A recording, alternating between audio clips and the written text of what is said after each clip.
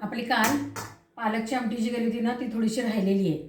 आता आपण काय करणार आहे, कणिक आहे ना त्याचे पराठे करायचे बरं का मस्तपैकी. कारण ती शिळं खायचं म्हटलं की जरा कंटाळा येतो सगळ्यांना, म्हणून आपण मस्त चमचमीत काहीतरी करून खाऊया.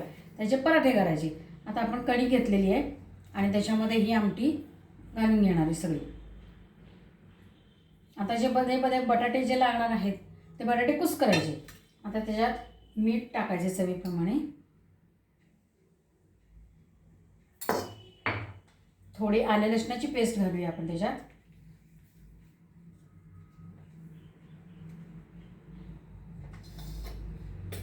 तांबडं तिखट, थोडीशी हळद घालायची आणि धने जिऱ्याची पावडर किंवा गोडा मसाला घालायचा. आता हे आपण सगळं मळून घ्यायचं आहे. 3 मिनिटाच्या पुढे जाऊन द्यायचं नाही येतो. आता केला मस्तपैकी पराठा लाटून घेऊया. सुरुवातीला काय करायचं आहे, तव्याला तेल लावून घ्यायचं बरं का, नाहीतर ती पोळी चिकटते किंवा करपते.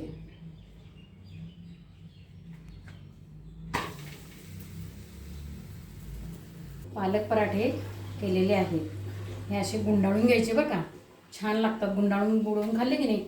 आम्ही गावाला असताना किंवा घरी मुंबईला असताना आमची आई नेहमी आम्हाला असेच करून द्यायची. खूप गरम आहेत त्यामुळे जरा चटके बसत आहेत. असे गुंडाळायचे, बुडवून त्याच्यात खायचे. दाखवते आता आणखी. आणि त्याच्याबरोबर चहा असायला पाहिजे बरं का.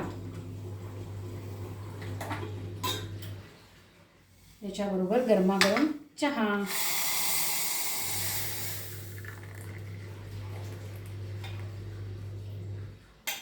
या सकाळचा नाश्ता करायला या, पालक पराठे आणि चहा.